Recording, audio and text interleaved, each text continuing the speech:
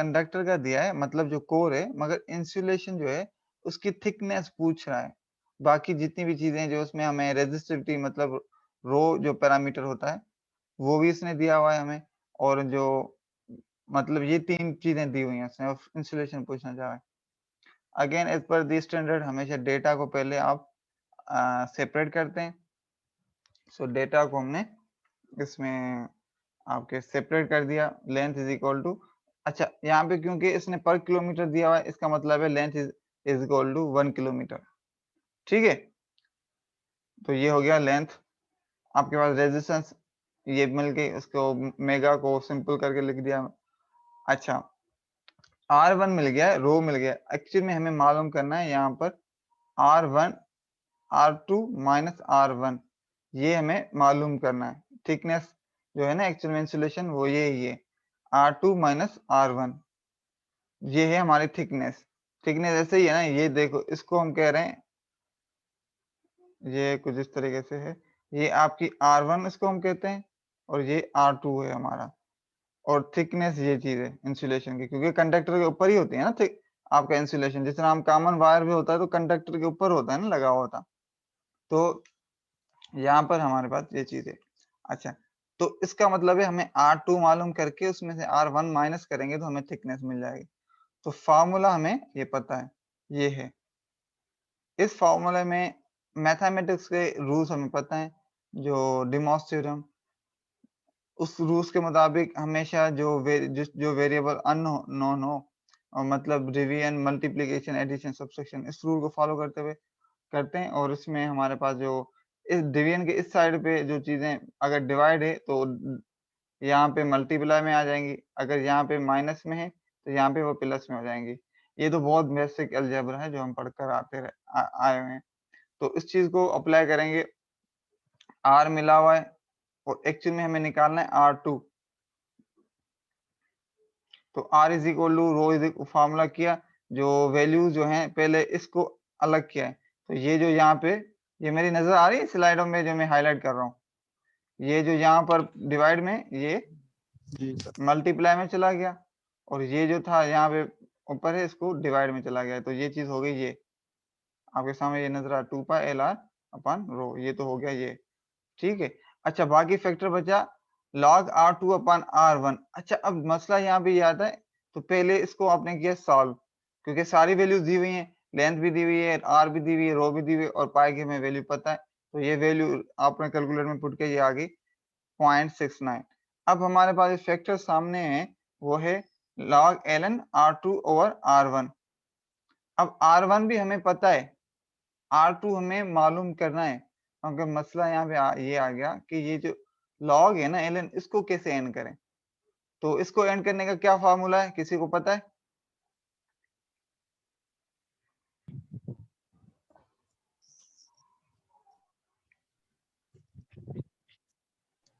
Sir वो ये तो जहाँ पे पावर वाली वैल्यू बेस में लाई जाती है वहां पे ये लगता है। तो इसका रूल क्या, कुछ आइडिया है क्या होता है, मतलब किस तरीके से होता है?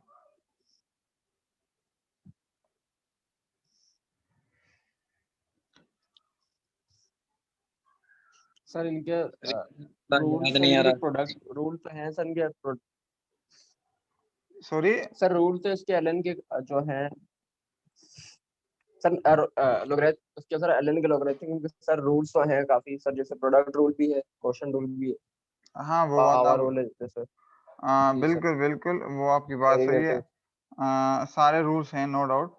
उसमें अगेन जो जी पावर रूल वाले फॉर्म है ना उसको आप अप्लाई करेंगे, तो इसमें जो आपके जी पास सर। एलन को खत्म करने के लिए हमारे पास जो नीचे जो अगले साइड वैल्यू ना वो ये वैल्यू पावर में चली जाती है। ठीक है, तो ये जी जो सर। वैल्यू चली जाती है, अगर log 10 बेस है तो 10 पावर समथिंग बन जाता है, अगर ln log है तो e बेस पॉइंट समथिंग बन जाता है। तो इसको हम कैलकुलेट करेंगे तो वैल्यू आपके पास इसकी बन जाएगी कुछ इस तरीके की। ठीक है, तो उससे ये जो वैल्यू इस क्योंकि अब इसमें तो डायरेक्टली सॉल्व हुआ है, इसने डायरेक्टली इसको वो रिजॉल्व किया हुआ है, तो उसमें आपके पास जो इसकी वैल्यू आई है वो आई है 2। कितनी आई है R2 ओवर R1 जो इसके पास आया है लॉग को खत्म करने के बाद, सॉल्व करने के बाद वो आया है 2। तो 2 जब आता है तो R2 is equal to 2 into R1। ये मेरी बात समझ में आई या नहीं? ये देख रहे हैं, ये मुझे देखो, समझ में आ गई। समझ में आ गई ना? जी सर। ठीक है। तो मेरा ये कि इसलिए मतलब क्योंकि अब ये लॉजिक यहाँ पे आ गई ना, तो अब मिसाल दो इस तरीके से। अभी तो मैंने अगेन इस प्रॉब्लम में, अब देखो मैं इस प्रॉब्लम को आप बताता हूँ कि अगर फास्ट ऑफ एग्जाम में ये दे दिया जाए, सपोज करो सेम एग्जाम में वर्डिंग से देता हूँ, सिर्फ चेंजेस एक कर लूँ।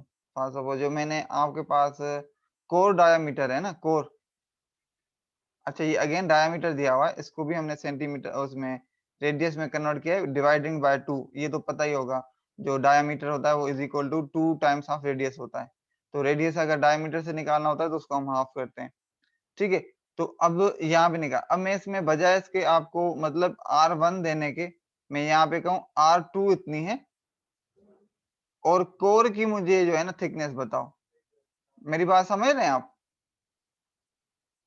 जी मैं सर। यहाँ मैं यहाँ पे R2 दे दूं, बाकी चीजें दे दूं, पूछूं और कोर की मुझे चीजें बताओ। मतलब मैं यहाँ पे R2 पूछा हुआ है, अननोन है, मैं आपको R2 दे दूं और R1 पूछ लूं, बाकी एग्जैक्टली सेम प्रोसेस होगा।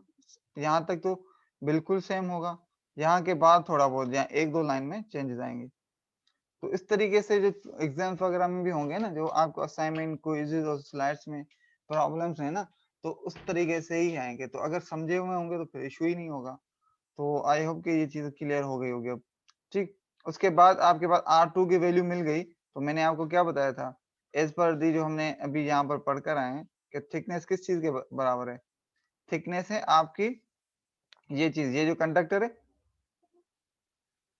ये जो आपका कंडक्टर है, ये इस कंडक्टर का और ये जो है R2 है, मतलब इन दोनों, ये जो इन दोनों का डिफरेंस है ना, ये क्योंकि यहाँ तक R1 है, ये जो देख रहे हैं ना नीचे वाला गोल दायरा, ये R1 है। R1 में से R2 माइनस R2 में से R1 या R1 में से R2, मतलब हमें सिर्फ मैग्नीट्यूड चाहिए, हमें इधर साइन से कंसर्न नहीं है फिलहाल, क्योंकि थिकनेस हमेशा पॉजिटिव में ही होगी, नेगेटिव कोई चीज नहीं होती, फिजिकल कोई भी चीज होती है वो पॉजिटिव में ही लिखते हैं हम। ठीक है।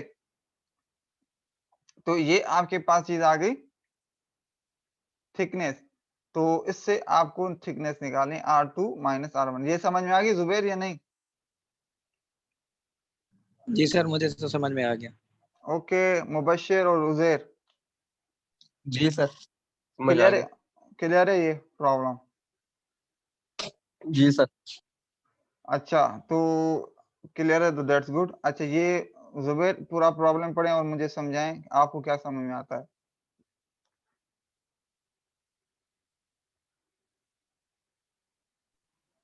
सर जैसे पिछले सवाल में पर किलोमीटर के हवाले से उसमें ओम मेगा ओम दिया हुआ था, कोई वैल्यू थी।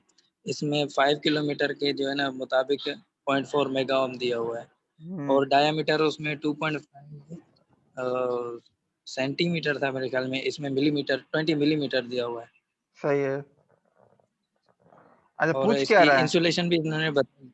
हाँ पूछ क्या रहा है एक्चुअल ये में पूछ आपसे? रहे हैं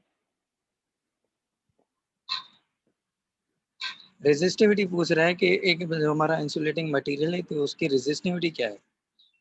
ठीक है गुड। अच्छा रेजिस्टेंस कि वो कितने इतने फासले में कितने रेजिस्टेंस ले रहा है। ठीक है, सही है, बात सही है, आप समझ गए। मेन क्या चीज है, अगेन असल में मैथमेटिक्स का रूल है, आपके पास कोई भी फार्मूला हो ना, मिसाल दो ये फार्मूला, इसमें मेरे पास वेरिएबल कौन कौन से हैं, एक R है, एक लेंथ है, एक रो है, एक R1 है, R2 है, मतलब 1 2 3 4 5 वेरिएबल्स हैं। तो इस तरीके से मैं अगर एक ही प्रॉब्लम उठाऊं ना, तो उसमें कोई एक चीज में मिस कर दूं, बाकी चार चीज दे दूं कोई भी, तो इस फार्मूले से हम मालूम कर सकते हैं। तो सेम काम यही हुआ है। हमने पिछले प्रॉब्लम में पहले रेजिस्टेंस मालूम की, बाकी चीजें दी हुई थी, फिर हमने थिकनेस मालूम की, मतलब R2 को मालूम किया, बाकी चीजें दी हुई थी। अब क्या किया इस प्रॉब्लम में, आपके पास रो जो है वो अननोन है, मतलब वो पता नहीं है, बाकी सारी चीजें दी हुई हैं। अगेन इस फार्मूले को इम्प्लीमेंट करते हैं। अच्छा अब जो रो है ना, ये रेजिस्टिविटी ये होती है resistance property of the material. ये होता है ना एक हर प्रॉपर्टी की अपनी एक रेजिस्टिविटी की एक कैपेसिटी नेचुरल होती है, जो कि ज़ाहिर बात है ये ऑलरेडी जो साइंटिस्ट ने कैलकुलेट या में और जो मालूम की हुई हैं चीज़ें पहले कि कौन से मटेरियल की क्या रो होती है, किस तरीके से ये पूरे बने-बनाए chart data already very well standardised हैं ऑलरेडी चीज़ें, है ना? तो उधर से हमें नॉर्मली चीज़ें ना वो हम उन टेबल से ही यूज़ करते हैं, क्योंकि वो एक्चुअल में रियल में वो वैल्यू होती है उनकी। द प्रॉपर्टी ऑफ रेजिस्टेंस, तो इंसुलेटिंग मटेरियल की हमेशा रेजिस्टिविटी हाई होती है, तभी तो इंसुलेटिंग कहते हैं। अगर उनकी रेजिस्टिविटी बहुत कम होगी, तो वो तो कंडक्टिंग में के कैटेगरी में आ जाएँगे, क्योंकि फिर वो करंट को कंडक्ट करना शुरू कर देंगे।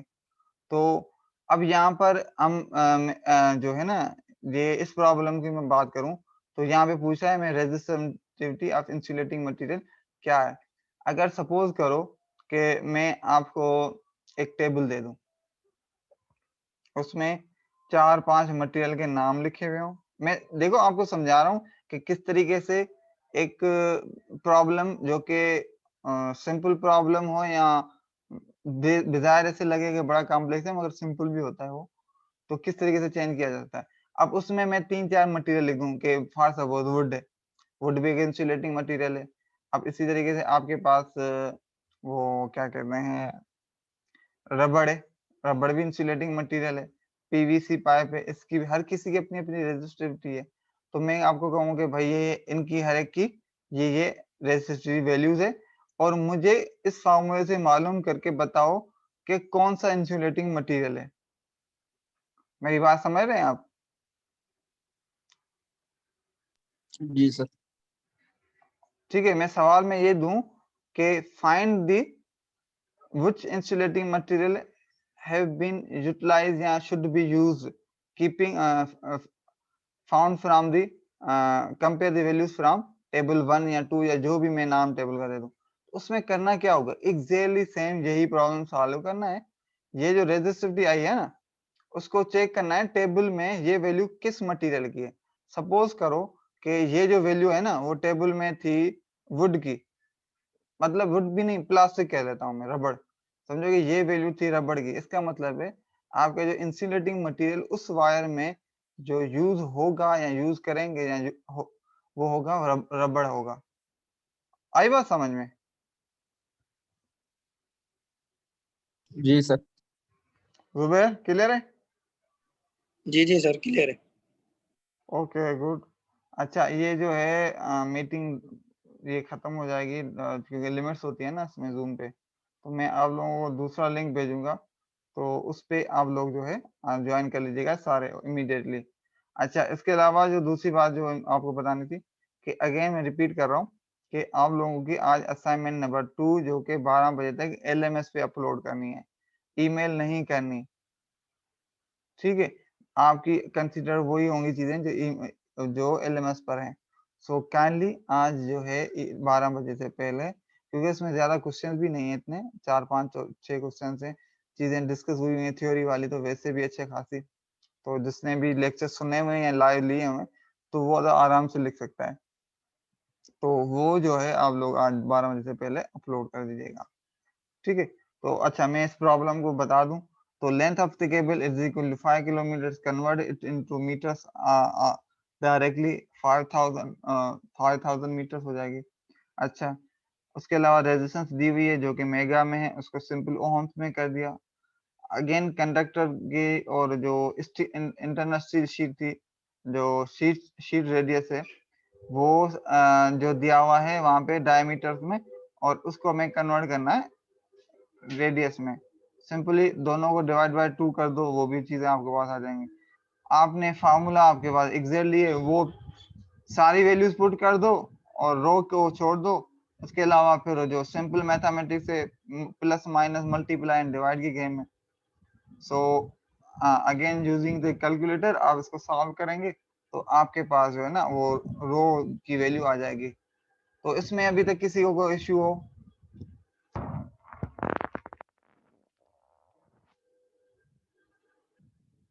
क्लियर है उजैर, मुबशिर एंड जी सर। जुबैर? जी सर।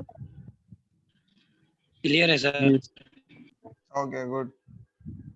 अच्छा, इस लेक्चर के पहले सेक्शन में मैंने थोड़ी चीजें डिस्क्राइब कर रहा था जब तक आप लोग दोनों लेट आए। उज़ैर उस टाइम था, जुबैर और मुबशिर तारिक। जब भी इंसुलेटिंग मटेरियल आ जाता है ना आपके पास, तो वहां पर एक कैपेसिटेंस भी आती है। अब पहली बात ये है, मैं आप लोगों से, जुबैर से, आपसे पूछता हूँ, कैपेसिटेंस कहाँ पे एग्जिस्ट करती है या कहाँ कहाँ पे हो सकती है, उसका जो फिजिक्स क्या है?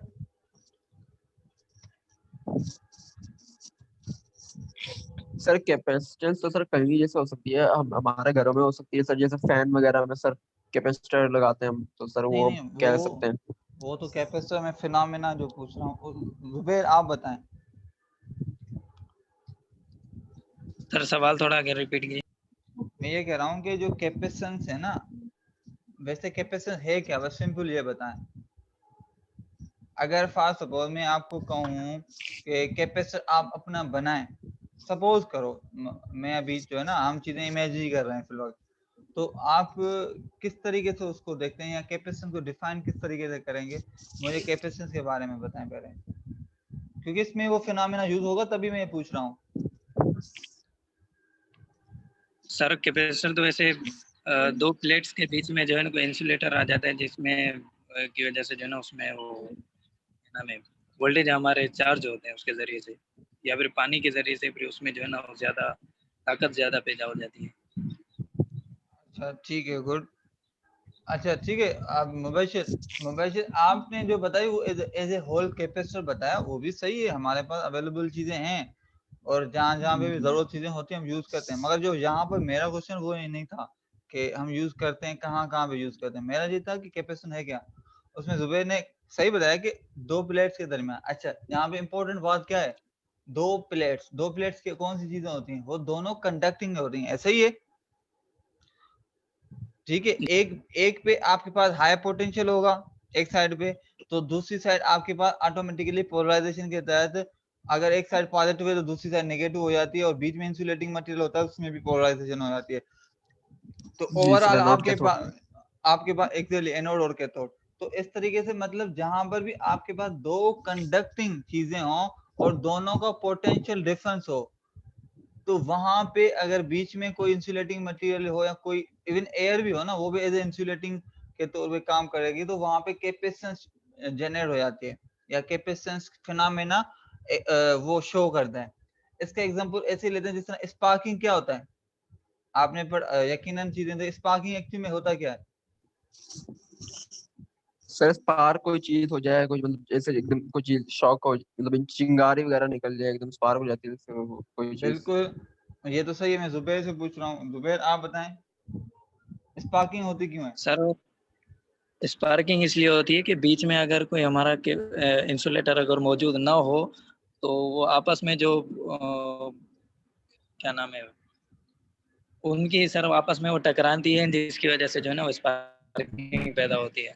या जैसे आपने वो बताया था फ्यूज के हवाले से, जब दिखाया था कि फ्यूज जो है ना वो डिस्कनेक्ट हो रहा है, कनेक्टेड हो रहा है, तो उसमें वो स्पार्किंग हो रही है कि एग्जैक्टली, असल में क्या होता है कि जब भी करंट का एक नेचुरल चीज है, कुछ चीजें ना यूनिवर्सल फैक्ट हैं कि हमेशा जो करंट जो फ्लो होता है ना, वो हाई टू लो पोटेंशियल, ठीक है। तो उसमें क्या होता है, जब भी किसी के दो कंडक्टिंग मतलब पाथ्स के दरमियान आप अगर इंसुलेशन जो एक इतनी इंसुलेशन रखें कि वो करंट फ्लो ना हो सके, अगर वो करंट उसके दरमियान मतलब इंसुलेशन वीक होना शुरू हो जाए, तो क्या होता है, वो जो वोल्टेज या करंट जो है ना, वो अपना पाथ शॉर्ट करने के चक्कर में वो एक एयर को ब्रेक करके उसमें अगले जो कंडक्टर है ना उसमें करंट फ्लो करने की कोशिश मतलब अटेम्प्ट करता है। तो उसके दरमियान, क्योंकि एयर तो बिजाते को तो एक परफेक्ट कंडक्टर तो नहीं है ना, मगर क्योंकि वो उसकी इतना हाई पोटेंशियल है दोनों टर्मिनल के दरमियान कि वो एयर के थ्रू भी स्पार्किंग के फॉर्म में ना करंट फ्लो करता है। तो ये जो होता है तभी होता है जब आप दोनों टर्मिनल्स में हाई पोटेंशियल हो और आपके उन दोनों टर्मिनल्स के दरमियान जो इंसुलेशन जो है वो वीक हो जाए। इंसुलेशन वीक होने के बहुत सारे तरीके होते हैं। एक तो ये होता है कि उन दोनों कंडक्टर्स के दरमियान जो डिस्टेंस है कम हो जाता है, क्योंकि डिस्टेंस से आपकी इंसुलेशन कम या ज्यादा होती है। अगर दो प्लेट्स के दरमियान आप बिल्कुल ही करीब कर देंगे ना एक दूसरे के, उनकी इंसुलेशन बहुत वीक हो जाएगी। अगर जैसे जैसे उन दोनों प्लेट्स के दरमियान जो जो डिस्टेंस बढ़ा देंगे तो उनकी इंसुलेशन वैसे ही ज्यादा हो जाती है, क्योंकि डिस्टेंस से आपकी इंसुलेशन कम या ज्यादा होती है एयर की जो इंसुलेशन के हिसाब से। अच्छा, यहाँ पर केबल जो है ना, अंडरग्राउंड केबल, इसमें एक्जेक्टली ऐसे ही फिनोमेना हो रहा है। कैसे कि एक तो आपके पास प्योरली कंडक्टर जिसमें आपके पास मतलब करंट या पोटेंशियल है, ठीक है, जो कंडक्टर है ना, तो उसमें जाहिर बात है वोल्टेज करंट है, करंट होगा तो मतलब चार्जेस हैं और साथ ही साथ इसमें हमने एक आउटसाइड पे एज ए शीट, जो आउटसाइड शीट लगाई हुई है, जो कि आर्मरिंग और एक और अंदर लीड की शीट भी लगाई हुई है। क्योंकि ये मैंने आपको जब इसकी कंस्ट्रक्शन पढ़ा रहा था तो उसमें मैंने सारी चीजें बताई नहीं, फिलर वगैरह या वो, तो इसको उसमें एक आपके पास शीट लगी होती है फॉर दी प्रोटेक्शन इसकी, और इसको न्यूट्रलाइज करने के लिए जो इसके लीकेज करंट वगैरह को, तो वो भी एक न्यूट्रल वायर है। तो न्यूट्रल वायर नहीं, मतलब वो है शीट है जो कि एक कंडक्टर है। अब हर पूरी केबल में एक ये पॉजिटिव चार्ज आपकी वायर है, फिर इसके ऊपर इंसुलेशन है, फिर उसके ऊपर एक शीट है। अब वो समझो कि शीट और जो वायर है उन दोनों के दरमियान जो इंसुलेशन है वो एज ए डाइलेक्ट्रिक के तौर पे काम कर रहा है। तो ये जो केबल है उसमें एक कैपेसिटेंस का फिनोमेना क्रिएट होता है। तो वो जो कैपेसिटेंस का फिनोमेना है वो वहां से लीकेज करंट होता है। तो हमें ये जो है ना मालूम करना लाजिम है कि वो किस।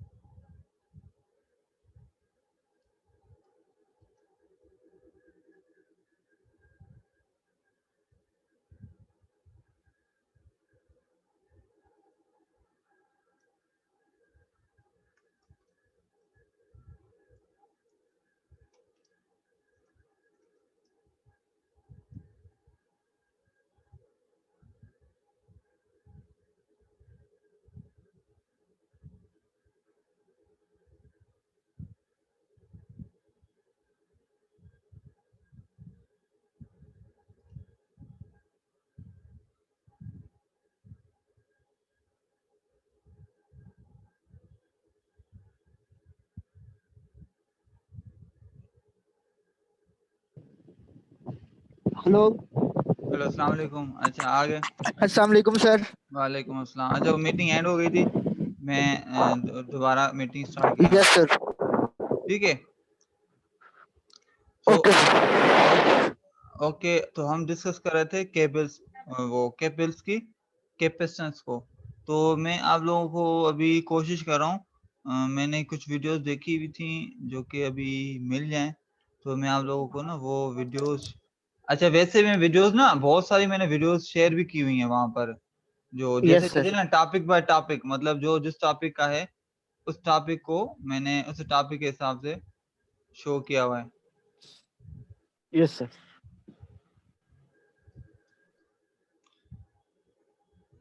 तो अच्छा, मुझे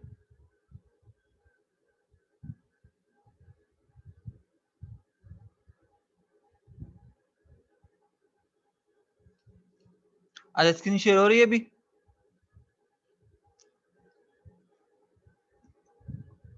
जी सर, हो रही है शेयर।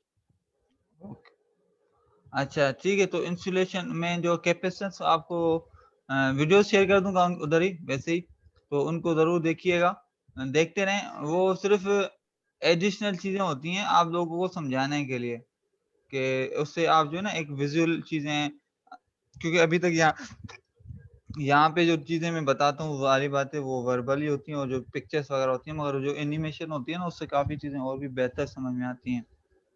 तो आप यकीनन उसको देख लीजिएगा तो फायदा ही होगा। अच्छा, ये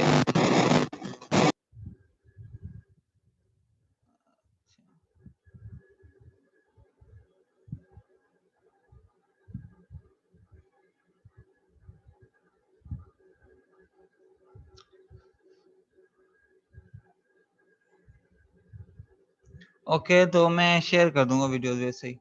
अभी मेरे पास ना नहीं मिल रही मुझे फिलहाल।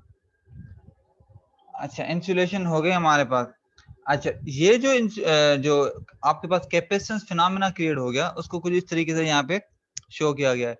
सपोज करो कि ये जो आपका इंटरनल है, ये है कोर है, कंडक्टर मतलब जो कोर है हमारी। अच्छा, उसके अलावा जो ये जो डिस्टेंस है, ये जो आउटसाइडर है, ये आपका शीट है। शीट जो के जिस हमने उसके लिए लगाई थी ताकि लीकेज करंट वगैरह को या इसकी जो ओवरऑल मैग्नेटिक फील्ड और इलेक्ट्रिक फील्ड को उसको न्यूट्रलाइज कर दे, उसका इम्पैक्ट बाहर ना आए, केबल से बाहर ना आए, उस चीज को करने के लिए। आए समझ में?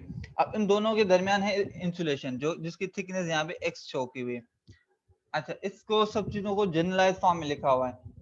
कंडक्टर का डायमीटर को डी से शो किया हुआ है, स्मॉल डी से, और जो ओवरऑल जो पूरी केबल की जो थिकनेस है ना, जिसको शो किया हुआ है वो डी को शो किया हुआ है, जिसमें दोनों चीजें मिक्स हैं, कंडक्टर और इंसुलेटिंग। अच्छा, जो थिकनेस इंसुलेशन है उसको एक्स से शो किया हुआ है। यहाँ पे शो भी किया हुआ है कि ये ग्राउंडेड, मतलब ये जो चीज होती है ये न्यूट्रल पॉइंट पे होती है। ग्राउंड का मतलब जीरो वोल्टेज होता है, neutral. Again using the principle of electromagnetics, क्योंकि इलेक्ट्रोमैग्नेटिक्स भी आप लोगों ने यकीनन पढ़ कर आए होंगे, पढ़ी है ना? जी सर। तो उसके जो प्रिंसिपल्स हैं उनको यूज करते हुए उसकी एक केबल में, जब आपके पास करंट, जो करंट कैरिंग केबल हो, उसके आसपास जो है ना जो इंसुलेटर हो, और उस इंसुलेटर के बाद फिर शीट लगी हुई हो, तो उसका जो आपके पास कैपेसिटेंस होगा, उसका फॉर्मूला ये है। अब देखो, उसके डेरिवेशन में हम जाएंगे तो फिर बहुत लंबी चौड़ी है, हम नहीं पढ़ रहे, वो हमारे सब्जेक्ट का पार्ट ही नहीं है, वो इलेक्ट्रोमैग्नेटिक्स का पार्ट है, जो कि ये सब्जेक्ट वैसे भी आप पढ़ते हैं। तो उसमें करंट कैरिंग केबल वगैरह में चार्जेस, फिर उसकी जो फील्ड और उसके जो आसपास जितनी भी चीजें हैं ना, उसको सॉल्व किया जाता है। मगर जो मेन चीज समझने की है वो ये यहाँ पर ये है कि कौन सी चीज किसके लिए है। अच्छा, इसमें जो इम्पोर्टेंट चीज नोट करने की है वो ये है कि कैपेसिटेंस और लेंथ का आपस में रिलेशनशिप क्या है। जुबैर बताएंगे आप?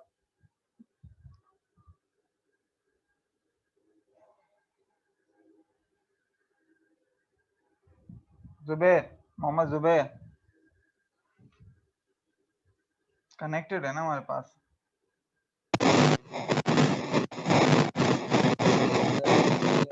आपकी आवाज नहीं आ रही है। सर शायद इतनी ये मल्टीप्लाई में आ रहा है, तो इसका मतलब जितनी लेंथ ज्यादा होगी तो उतना इसका जो है ना कंडक्टर ज्यादा बेहतर काम करेगा। नहीं नहीं नहीं नहीं नहीं, ऐसा ही है सर? यहाँ पे सी का मतलब क्या है? यहाँ पे सी का मतलब सी फॉर कंडक्टर नहीं है, सी फॉर कैपेसिटेंस है। जो अभी जो फॉर्मूला जो रिलेशनशिप बता रहा है ना, वो बता रहा है कैपेसिटेंस और कंडक्टर की लेंथ का आपस में। जितनी ज्यादा लेंथ होगी उतनी ज्यादा कैपेसिटेंस होगी, और कैपेसिटेंस ज्यादा होगी तो उसमें लीकेज करंट वगैरह भी आएंगे, ये फिर अलग फिनोमेना होगा।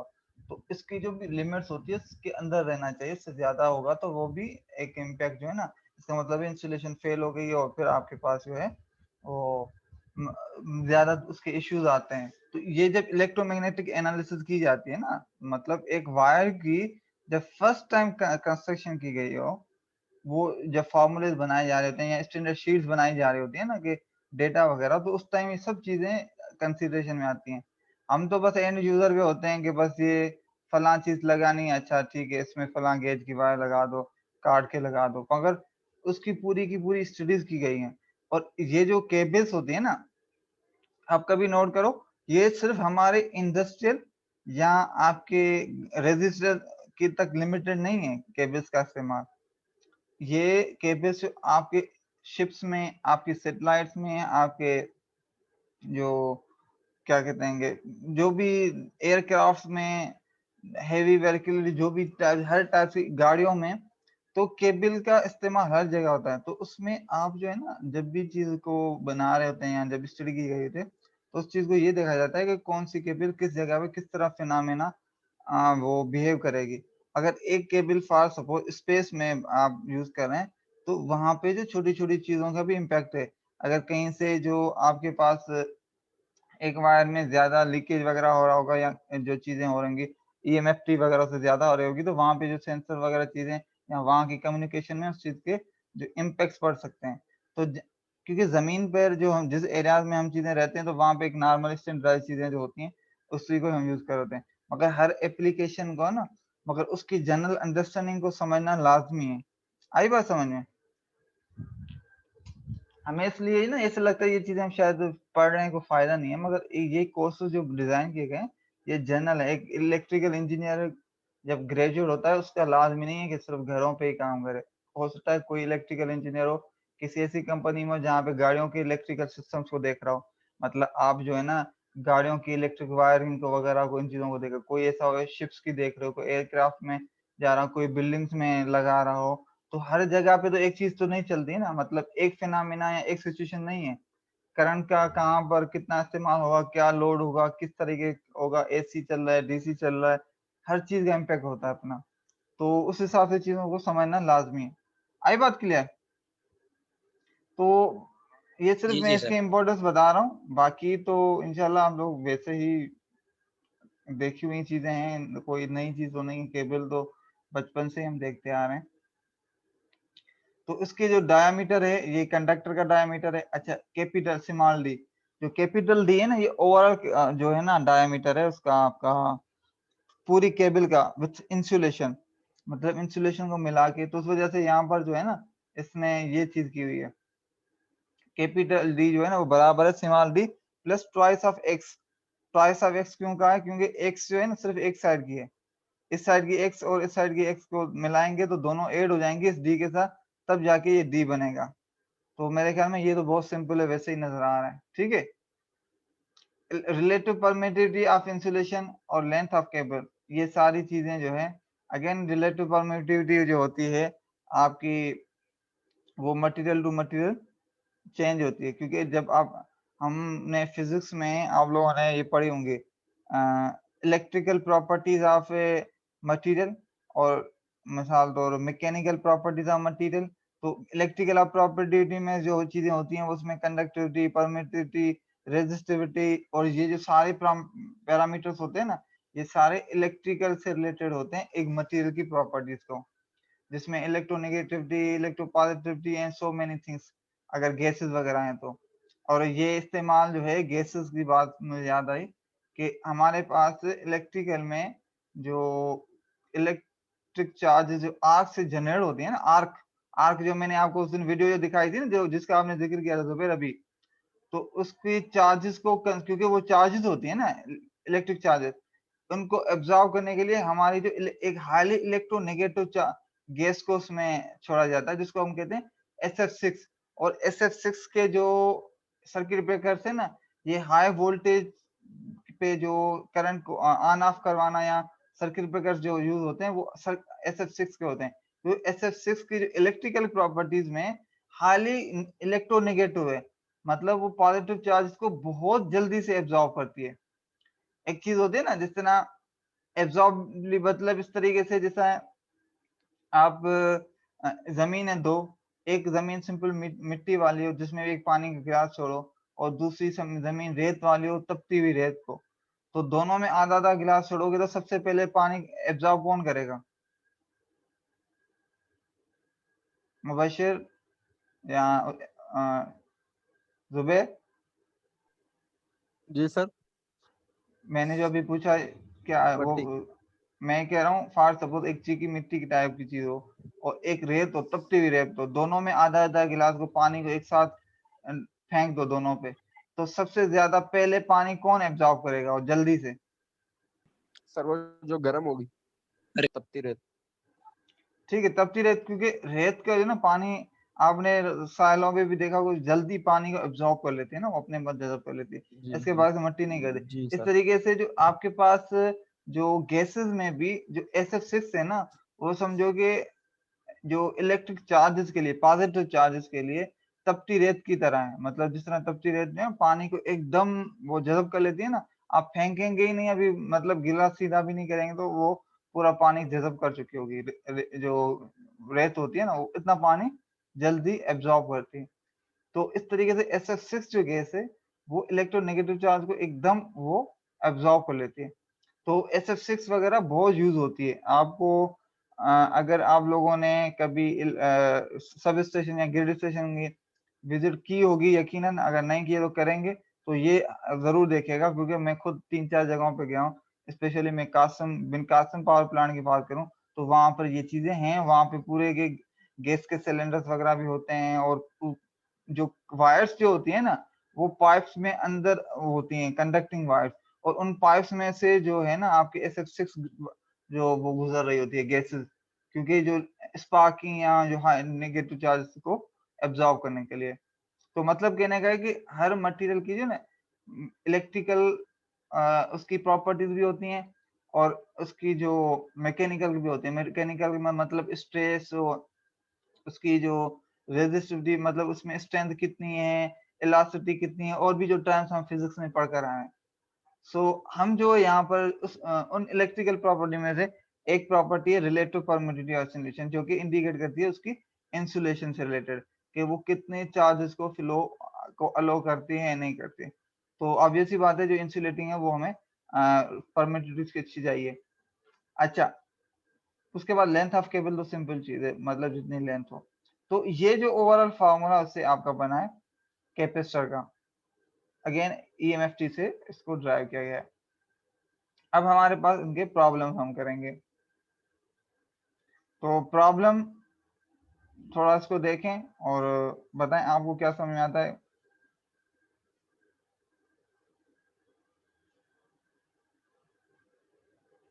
जुबैर इसको पढ़ें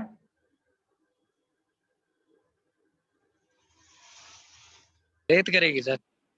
जी। सर एक सिंगल कोर केबल है जिसकी डायमीटर 1 सेंटीमीटर, एक सिंगल कोर केबल है जिसकी डायमीटर 1 सेंटीमीटर है, और उसकी जो ओवरऑल जो शीट के साथ डायमीटर है वो 1.8 है। ठीक है, सवाल में पूछ और क्या वो रहा है हमसे कट गया।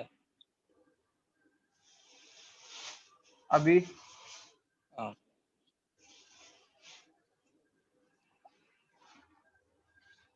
अच्छा, मैं कह रहा हूँ पूछ क्या रहा है हमसे। अगर पूछ रहे इंसुलेशन की तरह अगर परमिटिविटी 4 इसमें इस्तेमाल हो रही है तो कैपेसिटेंस 1 किलोमीटर की लेंथ पे कितना होगा केबल में।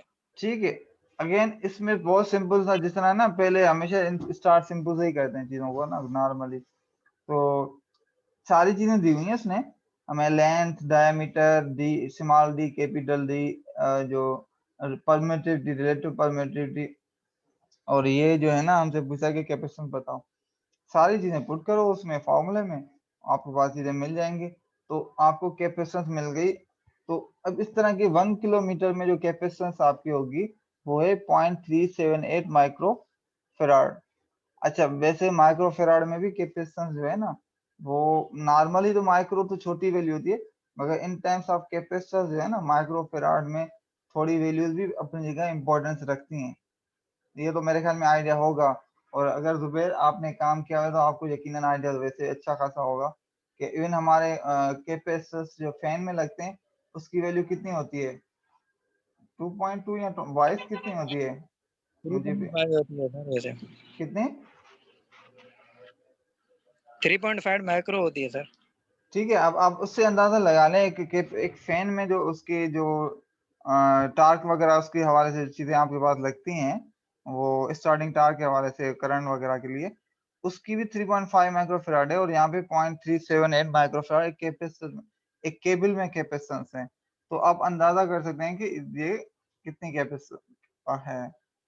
अच्छा, तो ये तो हो गया इस तरह। अच्छा, सिमिलरली आपके पास यहाँ पर जो दूसरा प्रॉब्लम है, उसमें कैपेसिटेंस मालूम करनी है, calculate the capacitance and charging current of a single core cable use on A 3-phase 66 kV system. The cable is 1 kilometer long, having a core diameter of 10 centimeter and an impregnated paper insulation of thickness 7 centimeter. अच्छा, ये जो मैंने जो है ना इम्प्रेग्नेंट जो नेटेड जो paper है, ये इसके हवाले से जो इंसुलेटिंग मटेरियल था उसमें डिटेल में हमने डिस्कस कर चुके हैं, मतलब कर चुके हैं कि क्या ये वो पेपर होता है कि जो जिसकी इंसुलेशन बहुत अच्छी होती है, पेपर जो वेट भी कम होता है, बाकी प्रॉपर्टी में अच्छी होता है, मगर ये जो मॉइस्चर को एब्जॉर्ब करता है, मतलब वो जो आगे जो इस वर्ड की मीनिंग मतलब ये है कि वो मॉइस्चर को एब्जॉर्ब करता है, जो कि नुकसानदायक है। मतलब जो चीज मॉइस्चर को एब्जॉर्ब करती है तो उसकी इंसुलेशन वीक हो जाती है। तो इस तरीके से जो ये जो पेपर्स होते हैं ना इंसुलेटेड, इनके ऊपर एक और लेयर लगाया जाता है ताकि उनकी भी जो मॉइस्चर एब्जॉर्ब कम करे और वो उनकी इंसुलेशन अच्छी रहे। तो ये समझोगे किसी टाइप का आप समझोगे फिल वक्त इंसुलेटर है जिसकी जो थिकनेस है वो 7 सेंटीमीटर है। अब आप जो चीजें आपको नोट करनी है, यहाँ पे स्मॉल डी दी हुई है मगर कैपिटल डी नहीं दी हुई, ऐसे ही है ना, वो हमें खुद निकालनी है। रिलेटिव परमिटिविटी भी दी हुई है और फ्रीक्वेंसी भी हमें दी हुई है। फ्रीक्वेंसी अगर ना भी दी हुई है तो जनरल इफेक्ट है कि हम नॉर्मली हमारा जो ग्रिड ऑपरेट करता है वो 50 हर्ट्ज पे करता है। तो अगर कहीं पे फ्रीक्वेंसी ना भी दी हुई हो ना प्रॉब्लम में, तो आपको सपोज कर लिया करें 50 हर्ट्ज अगर कहीं पे फॉर्मूले में फ्रीक्वेंसी आ रही है, आप पावर के जब प्रॉब्लम सॉल्व कर रहे हो। ठीक है, अब 3 फेज की बात हो रही है यहाँ पर, केबल 66 केवी की है, 50 हर्ट्ज की है। अच्छा, हमने सारी चीजें निकाली। यहाँ पर डी की जो वैल्यू है कैपिटल डी की, वो यहाँ पे 2 प्लस 10 प्लस 2 इंटू 7, ये किसी को समझ में आई कि कैसे निकाली है, ये क्यों की है इसने? सर डी प्लस 2x है और एक्स क्या है यहाँ पे? 7। ठीक है, ये बात समझ में आई उजैर और मुबशिर? नहीं सर, ये थोड़ा समझ नहीं आया। हाँ, तो ये देखो, ये जो यहाँ पे लिखा हुआ है ना, D capital D is equal to small D plus 2x। 2x जो है ना, इसमें x जो है वो thickness of the insulating material है। तो इसने यहाँ पे देखो थिकनेस ऑफ इंसुलेटिंग मटेरियल बताई हुई है 7 सेंटीमीटर।